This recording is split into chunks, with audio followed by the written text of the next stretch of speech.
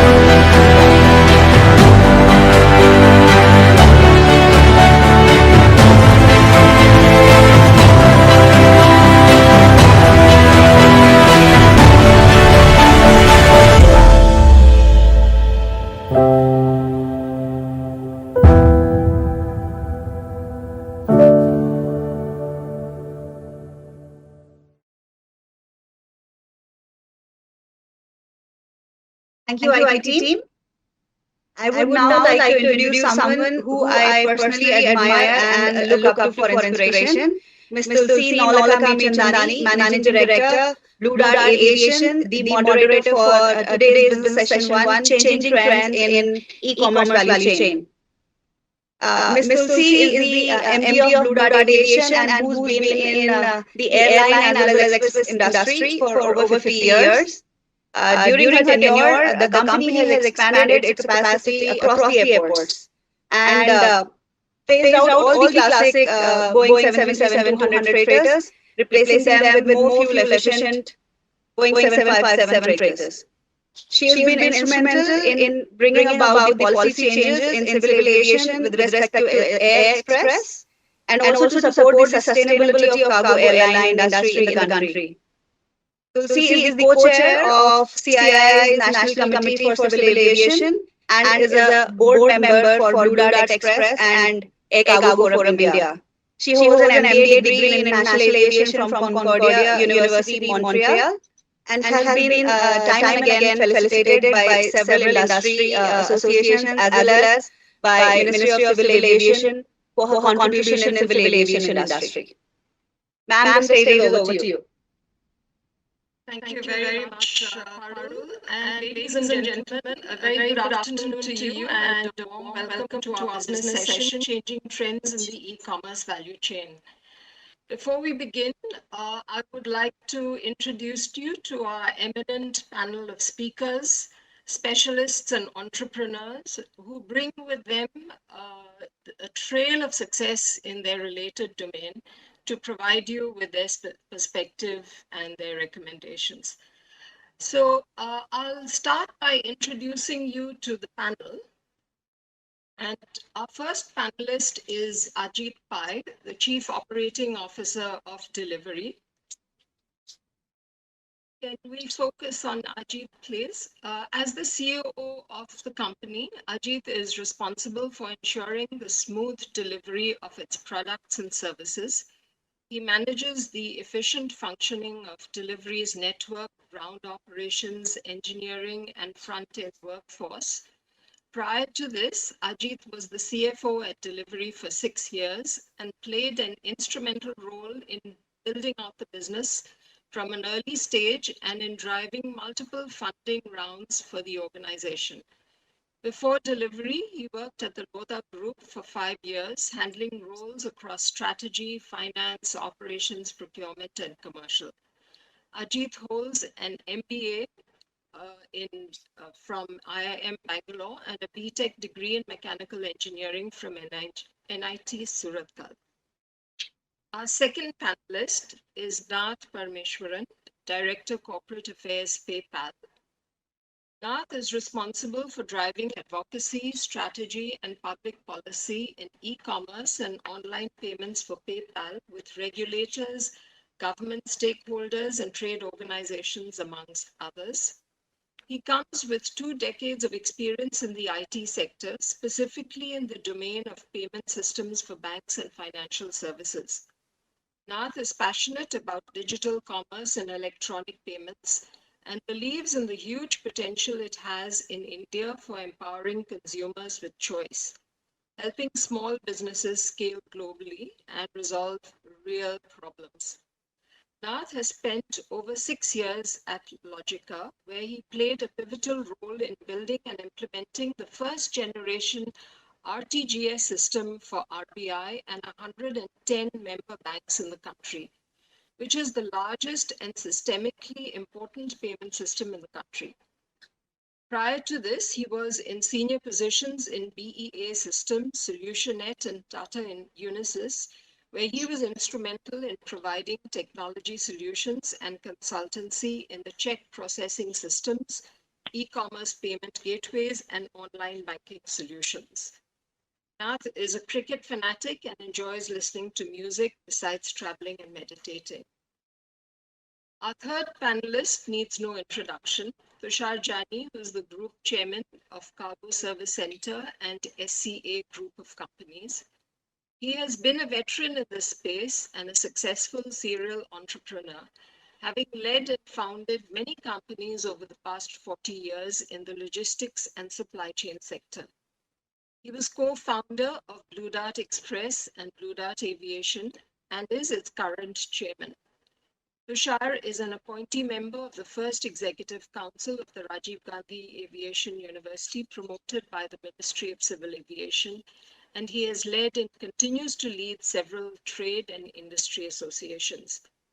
Tushar is the founder chairman of the Express Industry Council of India, which is an association of all companies in the business of courier and express cargo. He was also instrumental in setting up the domestic courier common user terminals at Bombay, Delhi, Calcutta, and Chennai airports, and the international courier common user terminals at Mumbai and Delhi airports, a first of its kind private-public partnership. Tushar is actively involved in various social welfare projects and is a passionate philanthropist. He believes in building organizations through people and continues to provide leadership guidance across industry and to the community at large. Our fourth panelist is Sanjeev Gupta, CEO of Spice Express, the air cargo company of SpiceJet. Sanjeev joined the organization in April 2019.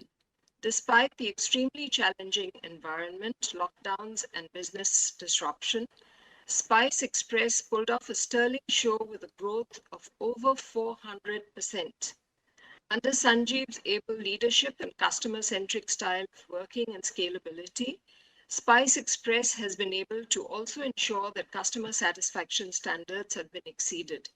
The most recent net customer satisfaction score for the month of Jan 2021 was recorded at 60%, and the customer experience score was even better at 84%, indicating the strength of the processes implemented by him. The Indian aviation sector has seen a revival in the form of cargo growth thanks to his contribution and pioneering initiatives like the cargo on seat and the conversion of the Bombardier Q400 passenger aircraft into freighters. Sanjeev has achieved scale by expanding the airline's fleet and international footprint and speed by making the business technology driven. The business growth has supported the farming community, small businesses, employees, and the manufacturing industry at large. And finally, our panelist number 5, Bhushan Arun Patil, founder of Multiple Ventures. Bhushan has a modest CV, but his accomplishments far exceed what he has put down. And what I'm going to be reading out. Bhushan is an IIT Mumbai alumni with 21 years of product and business leadership experience. He recently worked as president at Paytm and Paytm Mall as director for international business at Alibaba China, and earlier led the product and business roles at Zapek, Yahoo, Talisma, and Vendio.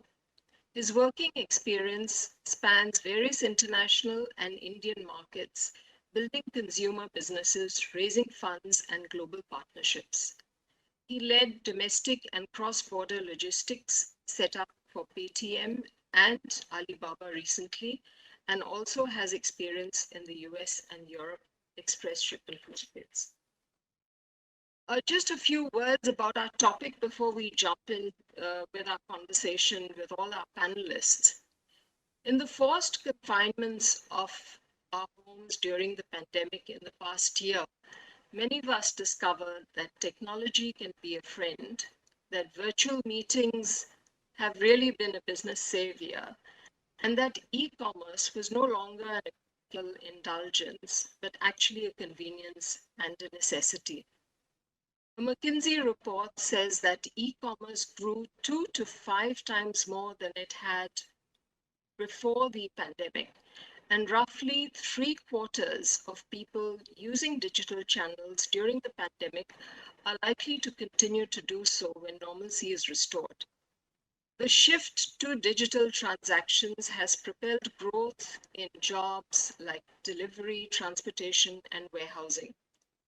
In China, e-commerce, delivery, and social media jobs had grown more than 5 million during the first half of 2020 alone. And in India, we've seen that e-commerce companies reported sales of over $4 billion during just the 1 month of the festival period of October 2020. And of the total sales, 55% was generated from tier 2 cities like Asansol, Ludhiana, Dhanbad, and Rajkot.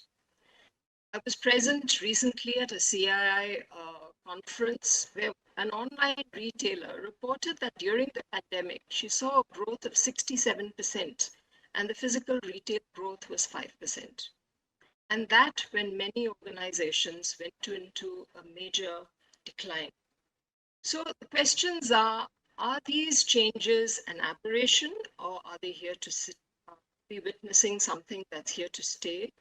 Have we reached an inflection point that can forever transform the way we handle retail or the retail transactions? Are they going to impact a wider geography of our country, extending into the hinterland? How will this impact our infrastructure, and what more can we do for the greater good? And for this, we would like to hear from our expert panel. So I thought we could start with the demand side, but Tushar has to leave in a short while. So we shall just go immediately to Tushar and focus on the infrastructure and the support that has been provided so far and what more we need to do. So Tushar, you've had a ringside view of the logistics, both in the domestic and the international domain, and you've been involved in setting up infrastructure across airports to support the success of business models. What are your views on the changing trends and the consequent demands in the infrastructure? Thank you, Tulsi, and thank you, ACFI, to give this opportunity, and compliment to all my colleagues, the panelists. They're much more, I would say, up to date than me. I'm an old hog, which is to be vintage and to be put in. We have people like Sanjeev, who has just put in a great airline now. Don't be falsely modest, please. Okay. You want us to, give you great compliments, we'll give you, and rightly deserved. Right. I think it was a very interesting time during COVID. And I remember month of March when the COVID came in, and actually I went into a depression, and I said, what will happen? Our revenue had gone down to 9%, and with all fixed costs and all. And I said, oh God, we're heading for disaster. But let me tell you the kind of resilience, and that's what I say. This is in our DNA when we're looking at the air cargo industry. And I redefine the air now as differently. Air is agility, innovation, and resilience. And I think these three words, the air cargo really brought it out into the most of the spirit in terms of to show to the world what we could do in terms of moving PPE kits and moving of ventilators, and then now vaccine, what we are moving to the within domestic and outside. Having said that, the resilience was shown by our industry, and especially in the e-commerce, which showed really open up the whole new segment of the industry of supply chain, where we could reach to every small places. And the real strength which we shown was the 2-tier and 3-tier, and now I'm going up to the extent the 4-tier, where we have shown the deliveries which are going to these places, and we have seen how we have come up to the extent. Prior to COVID, the e-commerce had moved towards the surface, and that has now come back to the air. I think so. That's where we can see the whole thing, which is coming up back back to the air cargo onto the e-commerce. In terms of the infrastructure, luckily the infrastructure at the metros were built prior to the COVID, which has now come into the use, and we've seen the change from the passenger aircraft carrying cargo onto the sea. We have seen the change of the whole processes done at the airport. So I think so that we have shown the resilience within e-commerce, and I think the other people will put those figures, but the growth was 32% plus, and many more. And I remember when I was asked to be by the government on the vaccine distribution, and I said only to the Prime Minister's office, you leave in the hand of the logistics supplier, they will handle it. You go and sleep, and I think that showed the way the vaccine which has been distributed now. And probably I told to the Prime Minister's office, give us 30 days time and we will deliver to the each zip code the vaccine to be delivered. That's the kind of confidence what we have. And I think so this has given a new avatar to the whole e-commerce what we are in today. And I believe in time to come, we've just touched the top of the surface. Probably we will provide the job opportunity. We will give the opportunity to small, medium-sized entrepreneurs. We will use the infrastructure and mitigate. We will give the air cargo to the new level of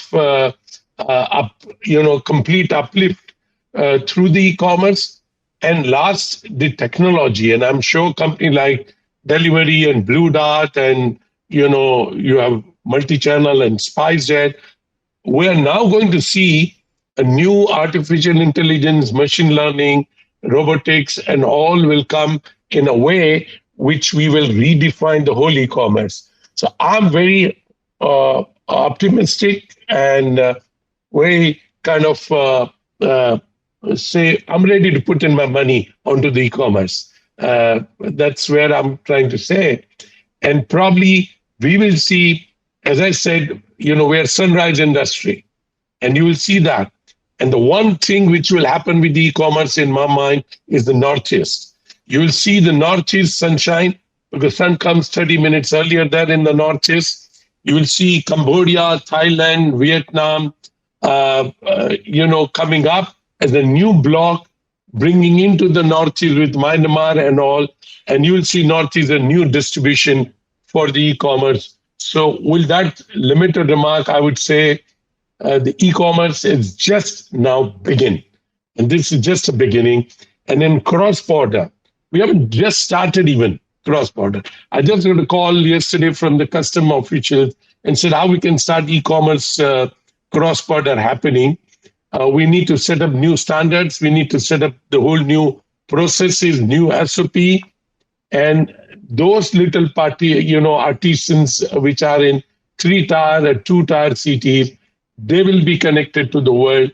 And I think so the e-commerce with the infrastructure, with the connectivity, with technology, you will see a different e-commerce in time to come.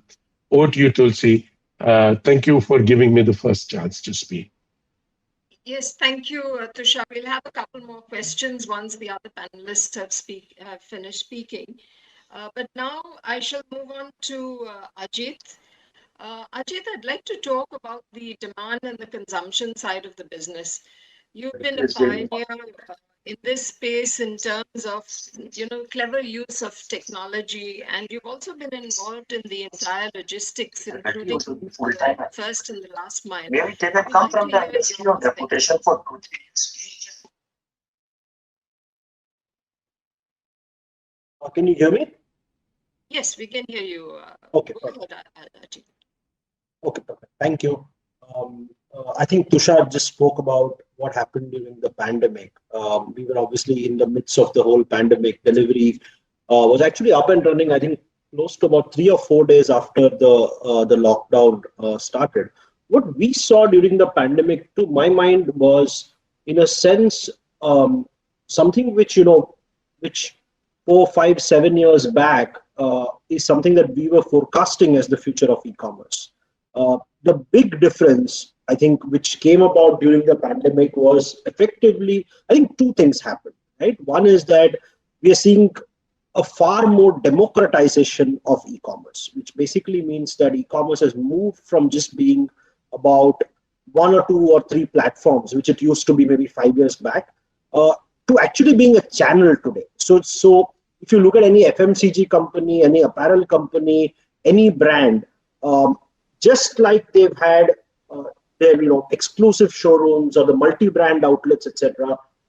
Their own e-commerce websites are a channel, right? For small sellers, pretty much this is their window to the world, right? And most importantly, I think what the pandemic has done is I think it has fast forwarded the consumer's experience curve on e-commerce. Why that is important is because fundamentally the Indian consumer is very, very open to new things, but is also very clear about the convenience that the Indian consumer seeks is not exactly the same thing as what, let us say, we have seen in the developed markets for various reasons. The fact that that payments is very different in India, the fact that logistics is very different in India, access to goods is very different in India. So I think what we have seen or what the pandemic has caused is that the natural curve of the consumer's experience, which would have led him to shop more and more online for more and more categories, right? There has been a step change in that curve. Because there was a period of time when it was far more convenient and safer for the consumer to order, and this has happened across the market, all the way from consumers who have habitually been e-commerce buyers who are now buying more and from different websites. In their case, the variety has changed, uh, and all the way down to let's say tier 3, tier 4. In fact, I would describe, at least in our company, we stopped referring to tiers of cities about 3 years back because they're no longer meaningful to how we expand, right? So if we actually see that, I think the experience curve, the consumer changing effectively, I think what has happened with the pandemic is that the democratization and bringing forward the experience curve. So more consumers shopping more things, being bolder in terms of what they look for, and hence fueling a seller ecosystem which is now far more diverse and is no longer limited to 1 or 2 or 3 platforms. Right? I think that's really been the big change. Um, what has driven this? I think the use of technology is something which I think most of us would be aware. Our consumers and sellers using technology to sort of go online and transact online. I think that part is fairly clear. The models, though, right, are the models of how this is happening is changing. If you just look at even if you look at the developed markets, while companies like Amazon, etc., have done really well in the pandemic, what's also equally important to note is how well a company like Shopify has done, right? It's the same for, let's say, logistics players. It's the same for payment players. And the reason why that is critical is because just like roads and infrastructure and airports and ports are basically the physical infrastructure of the retail world, logistics, payments, storefronts, uh, digital digital connectivity, etc., are the infrastructure equivalents of the digital world, right? And what we are seeing, I think, in this period of change, is basically this infrastructure and assets actually maturing in terms of its availability, in terms of its sophistication, right? So whoever hence needs to take advantage of this will need to be extremely digitally savvy, which basically means that they need to have the ability to connect onto it, to take advantage of the data that comes to actually drive their business, right? And we're seeing, I think, a whole lot of that happening now, right? So to my mind, on the demand side, like you spoke to see the basic point, I think, on the demand side um, is that I think we are in a very, very what I would call, or what the stock markets would call, a bull market for demand so far as online is concerned. Thank you, Ajit. We'll now move to Nath. So while we're still staying on the demand side of the business, Nath, you've been involved in enabling this side of the business. I think the transactions that you've been talking about are the billions, if not trillions. So it would be interesting for our audience to understand from you, how do you create customer trust and loyalty in this space? And what are your views on, how that is going to change in future, and what else do we need to do? Sure. Thanks, Tulsi. Thanks, ACFI. So I'll just compliment what Ajit and Tushar said, and provide a perspective. Given our vantage position over 20 years, operating in 200 markets with 377 plus million consumers and 25 million plus merchants, we operate a truly global payments platform. And what we saw was quite unprecedented last year. Let me tell you, what the digital evolution, what would have taken us 5 years, was accomplished in a matter of 5 to 6 months, especially on the global consumer side. Exactly complementing what Ajit and Tushar said. So digital is no longer important or optional. It is essential for the consumer. Number two, it is the first option that they are going to. And within that, what we saw is, mobile first as the approach. Okay. Just to give you some sense that on an everyday basis, last year, we kind of got 200,000, almost close to 200,000 consumers joining our platform. Okay. That is something quite unprecedented, right? What we also saw was a very clear trend of a global consumer that, for him, safety is first. And number two, we also even saw not just existing customers, use various platforms and websites within their own domestic market, but willing to buy stuff they don't find abroad. So existing customers were buying more. Number two, what was even more fascinating was a new segment of customers coming online for the first time. Okay, what we call as the silver tech shoppers, aged between 50 to 80. Okay, they have money, they have time. Earlier, their option was to go to cash, go to the nearest store, have a chat with a local person before they bought the item. Now they don't want to go out. Now they have experienced this convenience sitting at home. They want to buy their needs, wants, and even for gifting. So it's a completely new opportunity, new segment of users that came to this whole network that we saw. We are just an example of how this fundamental shift has happened. We believe it is structural and it is not going to go back. Now, having said that, when you look at this kind of a network and the changing demand on the global consumer side, I just wanted to touch base. What does it mean for the Indian SME? Right? What we have seen is, even during COVID, a record number of exporters joined our platform. The business grew 25 to 25%, more than we had forecasted.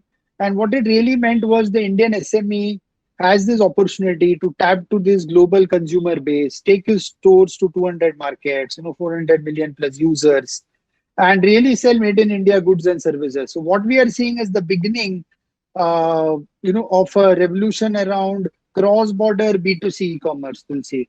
And what it means to us as an industry is that all of us together, how can we enable this growth? How can we help this SME go digital?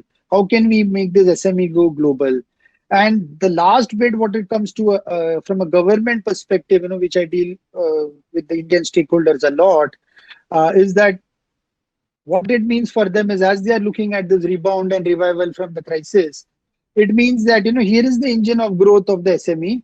Not only is able to tap into the domestic e-commerce, but now take his products global, right? Really bring in the foreign exchange that is required, kickstart the local economy, and most important, if I may say, is not just taxes but job creation, which is the number one priority of the government and all for all of us.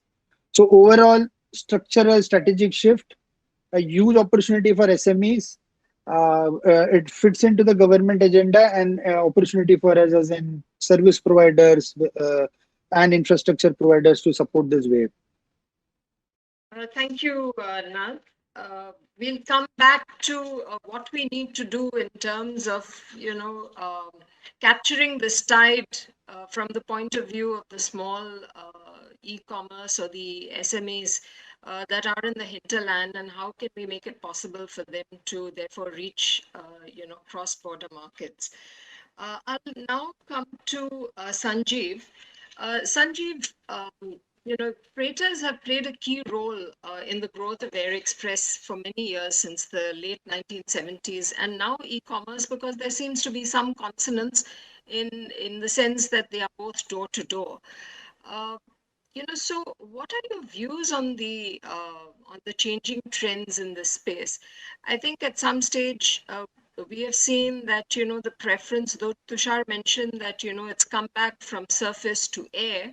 I think there is also one body of thought that the ground perhaps provides more reliability. There's more visibility. There's no visibility when shipments are in the air. I'd like to have your views on that. Thanks, Tulsi. So from an airline's perspective, I think touching on the topic of changing trends, I think there are 5 or 6 large trends I see.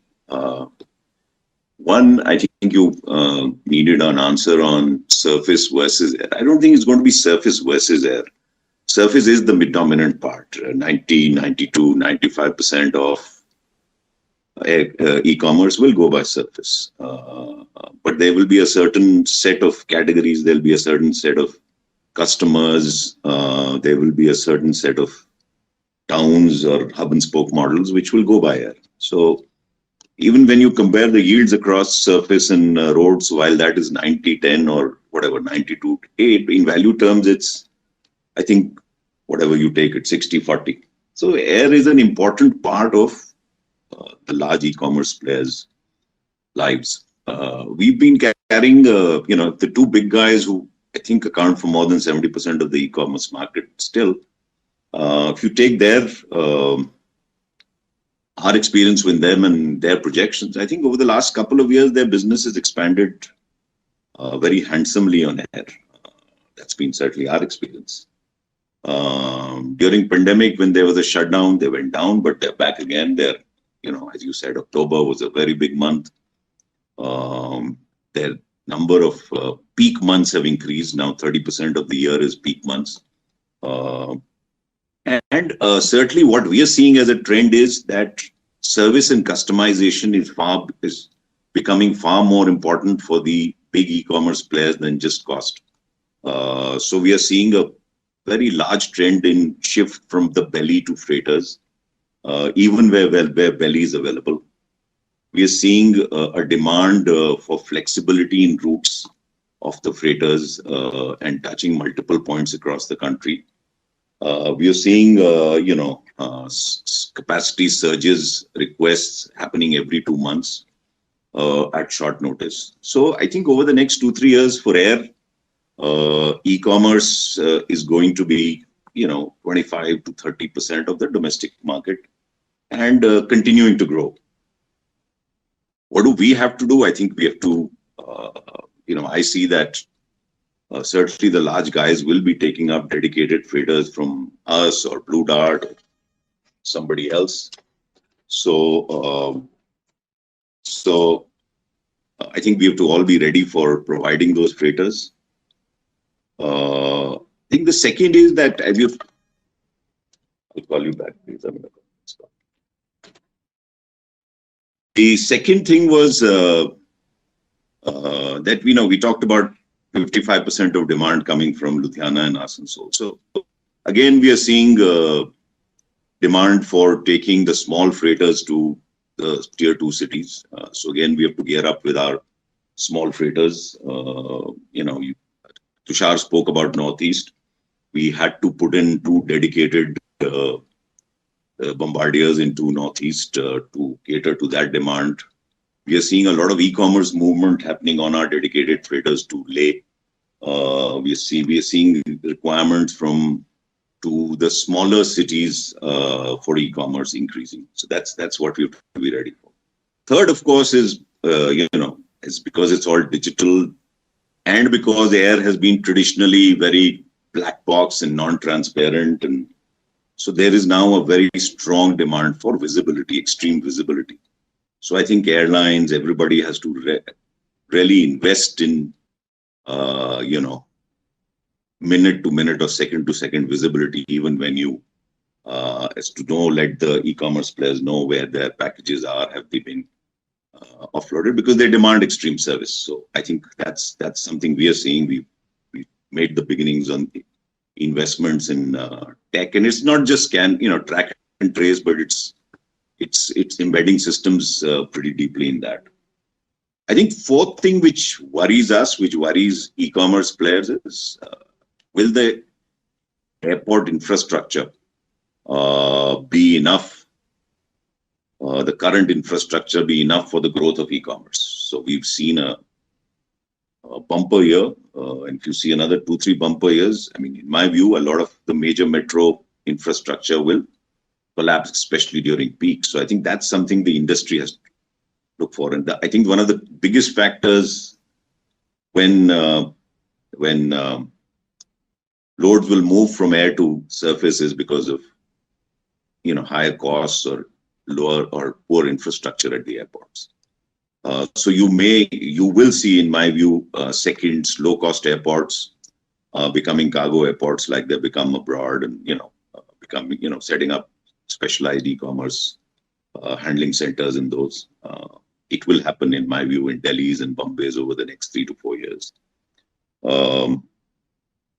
I think the couple of other points are that the e-commerce product mix is changing. It was earlier mostly electronics. Now it's coming into garments, apparel, and so mixes. So that for us makes it far more voluminous. How much cargo we can carry, the economics of it, and how we offer the best solution to the e-commerce players, which is cost competitive for them. Because the product mix is certainly changing, and staples is coming in, which will never go by air, but regional routes are coming in and stuff like that.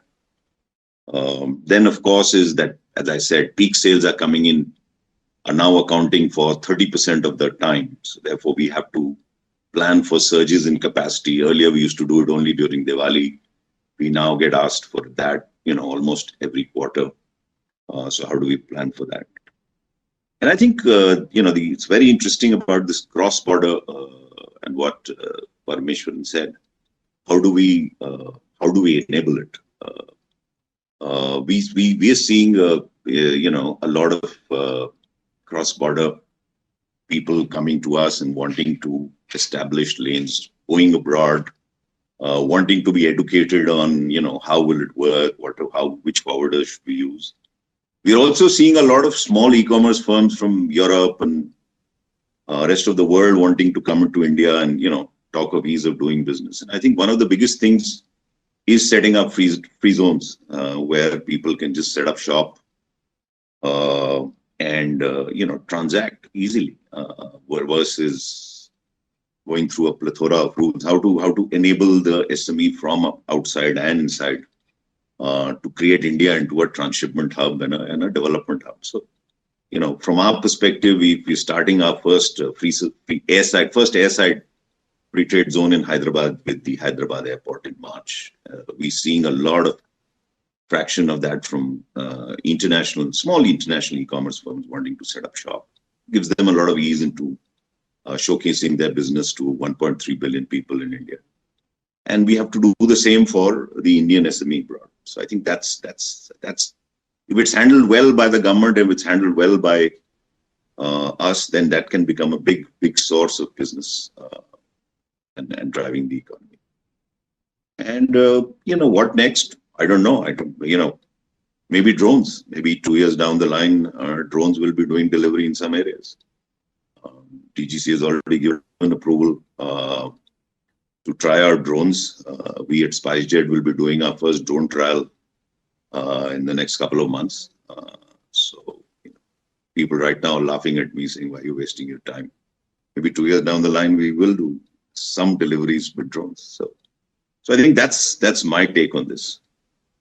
Thank you, Sanjeev. Bhushan, I think very rightly you're at the end of the discussion. I mean, not the end of the complete discussion, but at the initial part of the discussion, because I think you could possibly encapsulate, all the requirements that have been put up, primarily in the area of cross-border transactions. You've been an investor in this niche retail space. You've also been involved in China with the development of the cross-border retail and the logistics. It would be quite insightful, for us to learn from you the changing trends, what you have experienced firsthand, not just in India, but also in China. And how can we use that to propel us to the next level? Bhushan, over to you. Sure, thanks. And thanks everybody. And thanks ICFI for inviting me. Always great pleasure to kind of connect back with the industry. Talking about, maybe let me start with the Uber view first. I think some of the panelists have talked about the e-commerce landscape. I just want to give a perspective in terms of numbers. So we are around 85 billion kind of a commerce market today, which will go to 200 billion in next 3 to 4 years, which is going to almost like a double the market. Interestingly, if you look at today, it is very, despite of this large size, it is still concentrated. Like 70% of the shipments going to larger cities. Top 2 e-commerce marketplaces, I would call them as, or players contributing to 60 to 70% of the shipment volumes. And we do around 2 million shipments a day now, right? So that's a kind of really high level number. But now if I look at India itself from a consumption perspective, the next set of 250 million people are going to come from the tier 2 and tier 3 cities. In fact, even in the current 600 million, if you look at, there's a large chunk of users coming from tier 2 and tier 3 cities. So that's one trend, that we are actually going bottom of the triangle to expand the footprint of the commerce consumers. Second, what I think one of the panelists also pointed, that we are moving from a cell phone commerce economy to a consumer economy. So people are consuming even groceries around on commerce.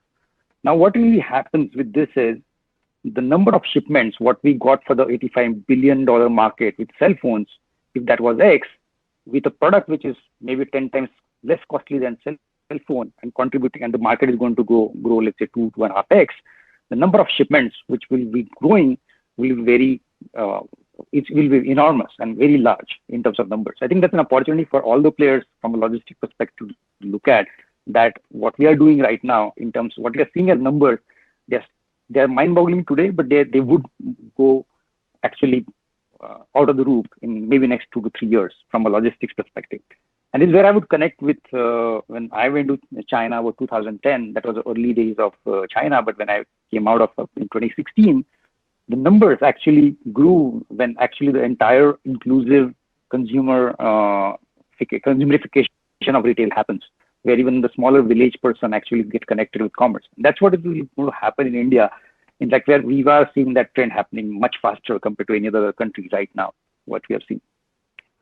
Second important trend, what is interesting, especially from a logistic perspective also, that we as a country are not a branded market. So we don't, like if I go to US, people do wear, eat, or talk about lots of brands, right? So everything, lot more consumption of branded consumption. So it's possible for somebody to stock in Texas or central part of US and then deliver everywhere. And similar even some other markets, like which are even like I would say China, Singapore, Southeast Asia, where Lazada works, etc. the markets are very evolved, and e-commerce came really after, to some extent, it got matured after the standardization of product happened. Whereas in India, we're still like almost 30 country in I think in a 30 smaller countries in one country with different consumption patterns. So what also happens, India has lots of these hyper local, or we call it the within state or within city kind of consumption patterns, and that's another trend which will going to stay. And that's why what I see is you would have lesser of these large central warehouses catering to all India or all, let's say, other markets. And we see, and that's what, even if you look at right now, the growth of, let's say, hyperlocal delivery players is primarily because we as India consume a lot more local flavors, local wear and fashion, etc. That's another trend I think is very important. And add to that, I think if I look at the new trend right now called as direct to consumer brands, both from cross-border as well as within India, because consumers want the top of the tier product. They have the bottom of the tier is actually the local consumption, but in between supply is missing. So I think we will see emergence of a lot more direct to consumer brands. It's been happening right now from bottom up as well as even top. If you look at larger FMCG players, are actually looking at products which will be created for the direct to consumer market. Where again, I think there's interesting phenomena of logistics winning that, or logistics being a key contributor, supplying or connecting the consumers for that supply. So if I have to kind of summarize about opportunity pockets, I think one definitely is going to come from tier 2, tier 3 cities as a consumption. Now, interestingly, this is also connected to the inclusion of smaller logistics players from smaller cities. If you look at current consumption patterns, if I'm, let's say, I'm Amazon or Flipkart or let's say larger e-commerce market, and my consumers are coming from top 10 cities, I can have maybe 7, 8 warehouses catering to everything, and where even my logistics lines or my hub and spoke models or first mile, last mile hubs, etc., will be catering to that in optimistic model, and I can do a captive warehouse myself because it's very concentrated business. Whereas the next set of things, as it grows, it won't be feasible or possible for a larger logistics player or one large warehousing player to actually cater, or a captive warehouse to connect. So I think that's one, I think more like an inclusive growth from a consumption patterns from a consumer perspective, but inclusive growth of smaller logistics players is also going to happen because now we're going to see the next 300, 400 million people coming from tier 2 and tier 3 cities, and they are aspirational, they have spending power, and we'll see inclusion of smaller players there. So I would call it more like an inclusive or sustainable kind of growth of all these players. Also job opportunities, because these people will grow, they will get more volumes, and we'll see job opportunities coming from there. I think what we talked about, I think surface is an important thing because India, despite a golden triangle with hub and spoke model, which are planned right now, I think surface does play important role. And I've seen similar trends happening in larger countries, even including US. Surface becomes an important thing. So last mile connectivity. But the opportunity for there is basically, is there a system where a typical supply can connect and it takes care of the delivery, be it Andaman, be it, let's say, Delhi, be it smaller Ludhianas or even smaller pockets of the villages, etc. Or it could even be, let's say, hills of, let's say, Himalayas, right? So that's another important thing, I think, opportunity of connecting all these kind of players together. Cross-border, as I think some of us are talking, we are still just scratching the surface. Cross-border is harder. I think there are a lot many regulatory hurdles. And we were possibly the first player to kind of crack this puzzle about into a 2016-17 timeframe, where an Indian consumer can consume paying a rupee to a cross-border order. And we have to still take care of all the compliances because till that time it was not possible to pay rupee because you have to pay dollar, and there are very few dollar ready credit cards or debit cards available in India. Right? So we cracked that puzzle with a B2B2C model. Where the shipments actually, so everything has to be legal, customs and the courier shipment, etc., to be tracked, etc. I think that's another, I think, systematic kind of development requirement from all the players, including government compliance, etc., required from cross-border development perspective. And same thing goes on exports. Another mistake I think all of us do actually, we look at our own problem. We don't want to solve the entire ecosystem. So people have to think from a top-down and ecosystem perspective, and that's another opportunity. B2B, I think some of us talked about it. B2B with Udans and some of the players like this coming up and surfacing up right now, I think B2B offers a great opportunity for led by e-commerce, digital commerce, for air cargo services, where we can actually not just pick up, let's say, those bags and etc., but we can actually do a pallet movements, even domestic, for a let's say brand to retail kind of a model. There is already some, as there are acronyms getting famous, like to consumer D2C. There are also like D2R, direct B2R, like brand to retail, etc., are coming up, and that's an interesting opportunity to look at. Last but not least, I think this consumption pattern, consumerification of this also is going to change certain dynamics of this whole business. Today, the experience is driven by either a logistics player or the e-commerce player. So Amazon defines when you should get product, right? Or it gives an option that, okay, you can get this in this one so manner. But consumers do not have an option. Like what we typically do in US, I can get the same parcel over my shipment. I can let it come in as a free, let it take 6 days, 7 days, or I can even pay extra upfront fees, etc. We have not given that as a option to consumers. What is going to happen? And in fact, some of the startups are actually really working on that. Even some of the e-commerce are working on that. The handshakes of iPhone with a consumer has to be different than a handshake of a grocery, right? So some of these experience will move from the supplier centric models to a consumer centric model. So consumer will have options, I think, next 5 years, controlling the experience the way he wants. And that will create another, I think, dynamics into the logistics as well as the supply side. To summarize, I think 3 things I just want to leave you guys with is, one is the speed at which we have to scale this infrastructure will be multifold. So we have to be ready for it. And especially, I think, air, I think Sanjeev definitely pointed that air cargo and the places, etc., they require spaces and handling capacities, and the entire infrastructure needs to cater to these faster delivery mechanisms. So speed and the scale at which we are going to see India will be going is maybe multifold from here. We will see some leapfrog happening. We might not use the same rule book as what other countries or developed countries have gone through. We will see lots of maybe new models like data standards and optimizations would come into picture here. Softwareification, blockchain technologies would come in as an interesting thing. And definitely, I think we'll see a smaller order volume. So it also puts a pressure from economics perspective, unit economics perspective, to all the logistics there. How do we optimize the costs? So I think with these 3 thoughts, I kind of summarize my share here. Thank you, Bhushan. I think we have so much of material here that, I'd like to focus first on some of the changing trends that all of you seem to talk about, and that is, the customer experience, the democratization of e-commerce. Really, now we're shifting from the marketplace to direct channels. And then what is the we're talking about MSMEs, and we're talking about tier 2 and tier 3 cities.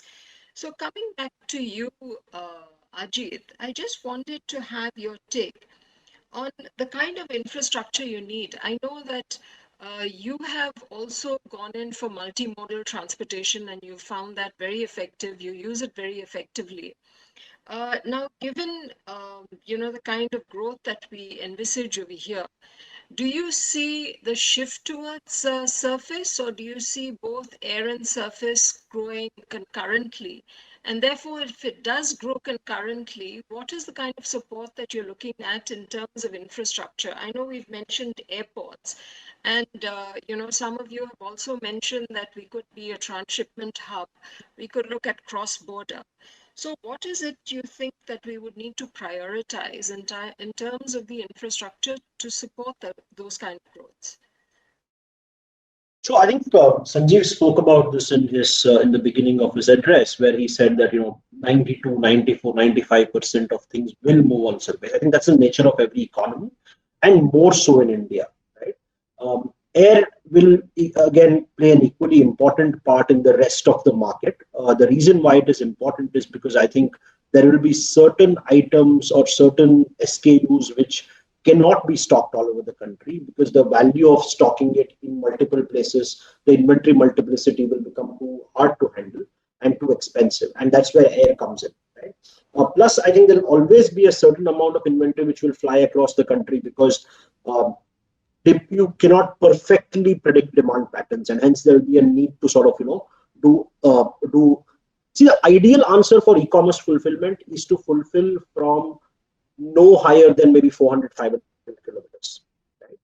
That's always the ideal answer, and that's the direction in which e-commerce is going so far as domestic is concerned. In fact, in items like grocery, etc., it is probably going into more of 100-kilometer, 150-kilometer sort of this thing. So effectively, you are just fulfilling locally. I think those trends will continue.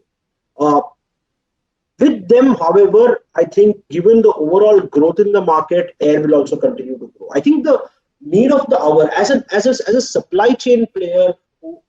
In our case, for example, we service all kinds of clients, all the way from an Amazon, Flipkart to the smallest seller, right?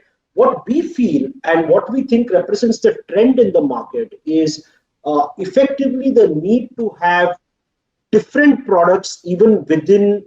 I mean, you already have the surface product. You have the slower surface products. You have the faster surface product.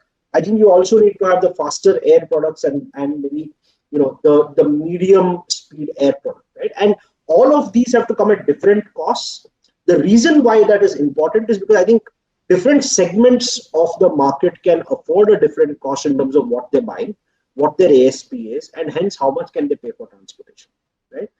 And what is the expectation on service. So one part that I do want to bring up here, right, is that we speak a lot about speed. I think it is important to speak about reliability, right? Consumers, and Bhushan sort of was speaking about this when he spoke about as a consumer in a developed market, I have an option to get a 1 day, overnight, 3 days, 5 days, 7 days, etc. What we've seen is that as markets mature, even on the e-commerce side, what you will see is basically customers not necessarily voting for speed all the time, but almost always saying that reliability is important, right? Because if I've been promised 3, can you get it to me on the 3rd day itself, right? If you've been promised 5 on the 5th, if it's 1, then on the 1st. I think that, to my mind, I've been now associated with the air cargo industry for close to about 8-10 years as a as a buyer of airspace, as a we work with airlines, whether it's cargo or passenger, though largely with passenger. I think the part where I think the air industry really needs to up its game is in bringing the true value of the air service, right? I was just doing the math recently. I think about 3 or 4 years back, I think we've completely stopped flying anything between something like, say, a Bombay and a Bangalore, because surface is so reliable, and the additional it's a 7-8 hour difference now, a 10-hour difference now between air and surface. So on a day-wise basis, we're actually able to deliver on surface pretty much at the same speed as air, except for maybe things which are picked up at a certain time, for which we will continue to use air, right? So I think the challenge for the air industry is how do we make the service more precise and less volatile in terms of pricing. Typically, we do see air rates change significantly depending on how the demand is, right? Domestically, at least. On the cross-border side, I think air is pretty much the lifeline for e-commerce. I don't think there is any other mode that is even possible other than bulk bulk movements that happen by ship. So to my mind, Tulsi, like to your question, I think 2-3 parts, right? I think in terms of infrastructure, in addition to airports, I would say I would say that the biggest infrastructure need in India is high quality warehousing, right? On the outskirts of cities. I think that's where a lot of it has to be built in volume, right? Because that's never existed in India, and in addition to things like airports, the highways, etc., to my mind, that's going to be the next big pillar of economic growth, and online, offline, both, but online certainly is going to depend a lot on that, right? Other than that, I think on the air side, whether it is in terms of planes, whether it's in terms of airports, I think Sanjeev spoke about low-cost airports. I think, at some point in time, we also need to understand how the cost of air transport is going to change. Again, the cost of air transport is completely dependent on the size of the planes. You have a 100-ton plane, it's cheaper per kg to transport. You have a 25-ton plane, it's more expensive than that. So, the market has enough growth to take it all the way there. How do we sort of, grow and create all of these options, right? So that the consumer gets the experience he wants. The consumer, if he gets the experience he wants, and the experience he wants will be very different on every product that he buys, right? When he buys an iPhone, he may need it tomorrow morning. Okay, when he buys, when he buys a specific thing which is only made in Kashmir or in Uttarakhand, he may not care about time, but he wants it to be reliably delivered. So the consumer will want different experiences. How do we put all of this together from a technology data standpoint? How do we create the ability to make these choices? And from an infrastructure standpoint, how do we string all of this together to create the right proposition? I think that, to my mind, is the most important. Yeah. So my next question to Sanjeev, how moving on from what Ajit has said, how do we bring more value to air cargo so that, for instance, your Bombay-Bangalore segment is not undercut by surface? And the second question is, would you see the same kind of explosion on the cargo side as we did from the passenger side over the past decade or so? We've seen large geographies like the USA and China, where they have probably FedEx or a UPS has the largest number of fleet in the world compared to even passenger airlines. And you have China having something similar. Do we see a similar scenario in India? Yeah, so I think the value you really bring is certainly technology. I think technology in terms of visibility, in terms of ensuring that there is a customer centricity versus, being, rather than being, to use Bhushan's word, supply-led to customer-led, that we are not offloading, we are ensuring, late cutoffs, early deliveries, because that's wherever surface will be more value than you, it'll go, Tulsi, and you can't fight that. So that's the way of the land. I don't think any industry can fight that. And there are going to be many more areas of opportunity. So I don't think we should worry about the traditional route going away, because new routes are coming up. Just to give you anecdotal examples, I spoke, the entire shrimp business is starting again this year. And, last year it started in March. This year we are seeing huge demands in February itself, because the air industry was able to offer value to the shrimp farmer with better connectivity, with low mortality, etc., etc. So they've that business has grown. The Northeast sector, because of smaller freighters, is again seeing areas of opportunity. The Delhi-Leh sector, which was earlier fed by passenger, is now fed by freighter, is seeing large opportunity. Regional routes will see opportunity. And as India becomes more and more Atmanirbhar in terms of manufacturing, places, small cities, or not even small cities, are becoming areas of opportunity. So I believe there will be a huge cargo explosion. There will be a huge cargo explosion. It will not be the traditional routes. And that's what airlines have to be. That's what happened in PAX also, that, a lot of, even after pandemic, there have been, if you see it, the non-metros have really helped PAX get back on their feet. It's not the metros. I think even for cargo, the explosions will be the new routes, and the guys who find the new routes faster, quicker, better will be the guys who will win. So, Thanks. I think that's pretty much it. Yeah, so we just have 5 minutes more. So I'd just like to pose a final question to each one of you. And that is, what is the one thing you believe that we need to do to take us forward and to make these changing trends possibly a driver for the kind of growth that we want to see in future? And I'd like to start with you, Nath. In terms of the payments, it's very important. The back end. What is that one important thing that we need to do in this country? Yeah. Tulsi, I would say if I have to just talk about one thing, just step back and the network that we are talking about. Okay, we kind of currently support 3 lakh plus, 3.6 lakh plus SMEs, who kind of export close to $1 billion plus overseas, air being the lifeline, as Ajit and everybody quite rightly said. While we focus on that, what we are also witnessing, being while we service global consumers and SMEs in India, is that the entire supply chain and the digital trade supply chain is end-to-end digital, right? The consumer and the merchants are all digital. Everything end-to-end is becoming digital. So if there is one point, which I think collectively as an industry, if you have to point out, it is how do you enable trust by enabling very strong cybersecurity across the value chain. Okay, number two is make sure that we minimize frauds.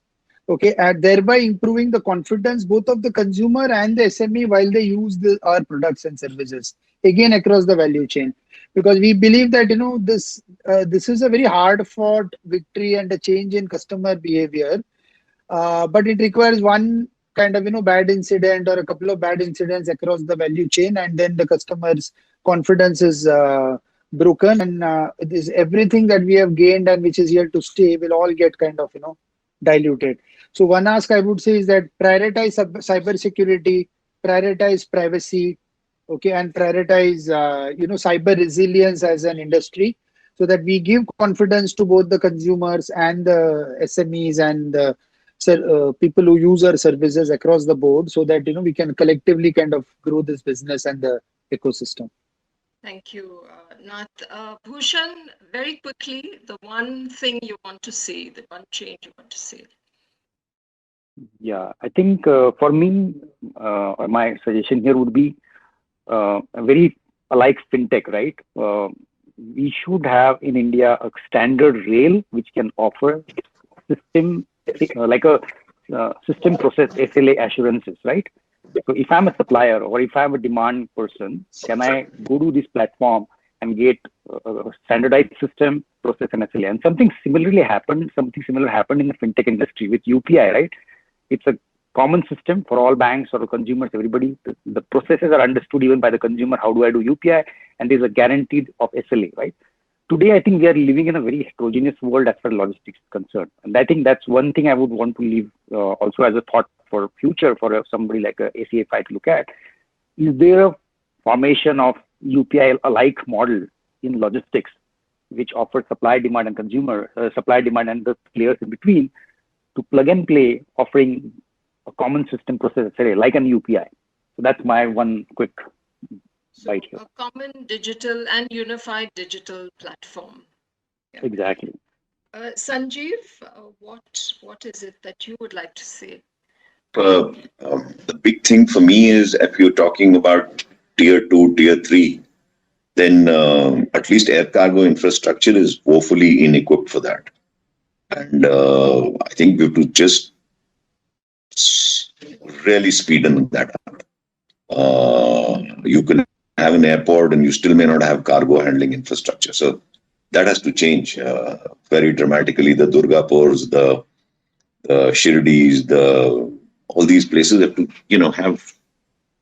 get cargo infrastructure. So my big thing would be over the next 2 years, somebody has to really focus on building cargo infrastructure, e-commerce infrastructure in tier 2 as a separate project while you keep focusing on the metros.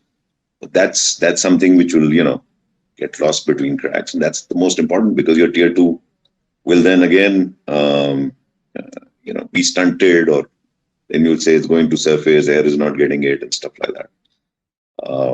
The second, of course, is digital. I think this unified thing, a platform where People, the buyer and seller meets is a long-standing disruption required by this industry. Somebody will come and do it and will be very successful. So hopefully somebody will come and do this. My view, it will be very successful. Thank you.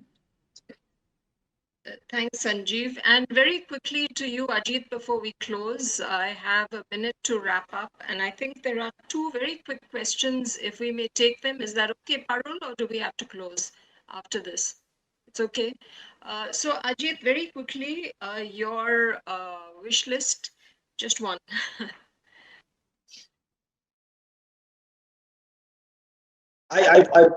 Pretty much everything that Bhushan, Sanjeev, Nath said is all on the wish list. I would just add one thing which I think binds all of these things together. And this is more so true of India. I think what the supply chain industry in India really needs over the next few years is that all of the innovation is going to come not from all of us who are operating people. It's going to come from the technology guys. It's going to come from the data guys. It's going to come from the guys who understand, who understand data sciences, how to sort of how to use that, how to bring to life all of what we talk about, right? So to my mind, the supply chain industry in India, the one big focus area is that it has to be super attractive to human capital. Extremely highly qualified mathematicians, data scientists, etc. For me, that is the biggest wish list, and that's what Couldn't agree with you more, Ajit. We have just the other is on tier 2 and tier 3 cities, which I think we've responded. But there is one question on to Sanjeev, since demand of e-commerce cargo is increasing, what does he think? Does air freight rate will also increase and will impact traditional cargo? It's a very dynamic situation, right? But I'll leave it to you to respond. So look, rates, consumers or customers look for value. They look for the rate you're charging them. Is the value you're giving, they will pay very high rates. You can, Tulsi, you know this industry far better than I do. You know the rates which different categories offer, which they offer for different things. So I don't think rates is an issue. If somebody has a GCR rate, he has a GCR rate because that's the value you're giving him. If he has a premium freight rate, he has a premium freight rate. He's willing to pay you. Amazon or a Flipkart is willing to pay you because he perceives the value. So it's not a question of rates. Other industries getting squeezed out? No, I mean, every industry is important. Pharma is extremely important. Electronics is extremely important. For us, certainly for the next 4 months, shrimps is extremely important. International, I mean, just to give you some statistics, pre-COVID, we used to do 80% of our business domestic, 20% international. Today, 85% of our business is international, 15% is domestic. So for us, giving consistent day-by-day service is very important in international. So I think no category gets squeezed out. Wherever, Tulsi, you will add capacity, we will add capacity, others will add capacity. This is capacity is not the constraint. It is finding the right markets at a profitable level, which is the right thing. So I don't know if that answers the question. So I think we've come to the end of the session. I will very quickly wrap up. And firstly, we looked at the changing trends.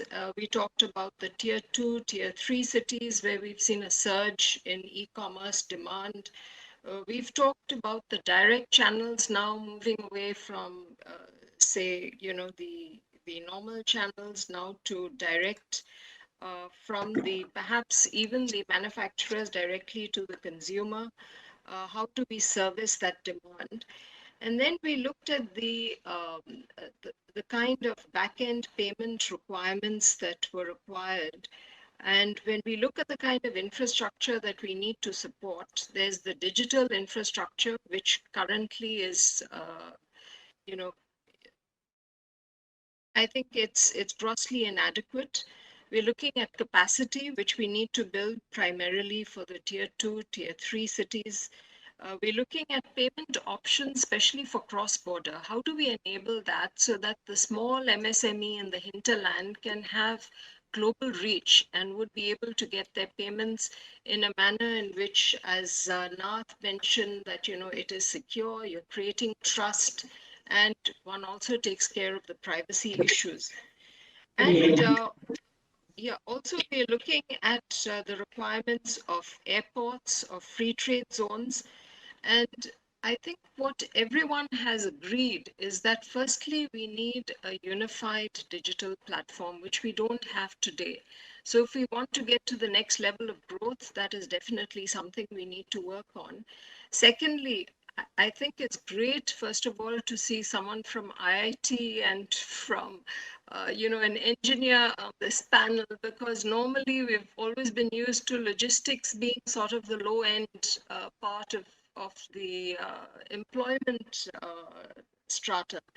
So the kind of human capital that we need now to deal with the complexities that are required in the current scenario, in the changing trends, I think that is extremely important. And of course, what Sanjeev said in terms of the tier 2, tier 3, and even creating a transshipment hub in India, I think we have the great fortune of, first of all, being ideally positioned in a place where we have a huge manufacturing base. So there's the opportunity for export, there's the opportunity for import, value add, and then export, and also for domestic distribution. How can we take that forward? I think these are very good points that you've put up. And the opportunities, the branded market, the direct channels, the transshipment, the hyperlocal, and the impact that it would have on sustainability. So when we are looking at, for instance, what Nath mentioned, the graying population, they're more concerned about being conscious of the environment. How do we take care of things like that? So all these, thanks very much for all your inputs. It's been a learning experience for me, and I'm sure for the rest of the audience as well. Thank you very much, all of you. Thanks, Tulsi. Thanks, everyone. Bye. Thank you. Thank you, everyone, for this amazing panel. And it was great on time as well. So I request the IT team now to play the promotional video.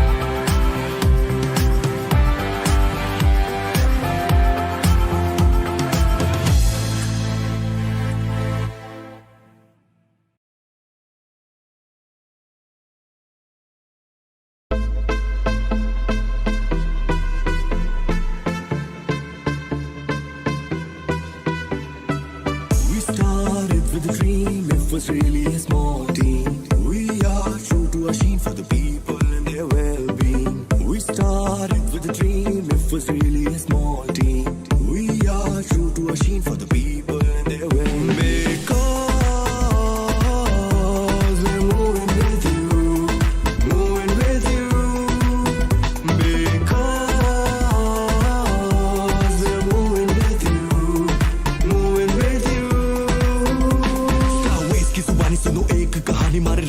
जवानी हमें जीतने की वो चाह, हमारे रिश्ते हर रात दिल को छू जाए इस तरह हमें है, क्योंकि है मंजिलें चाहते ख्वाहिशें उम्मीदें तोड़े हम जंजीरें, जीतेंगे जीतेंगे जीतेंगे हम।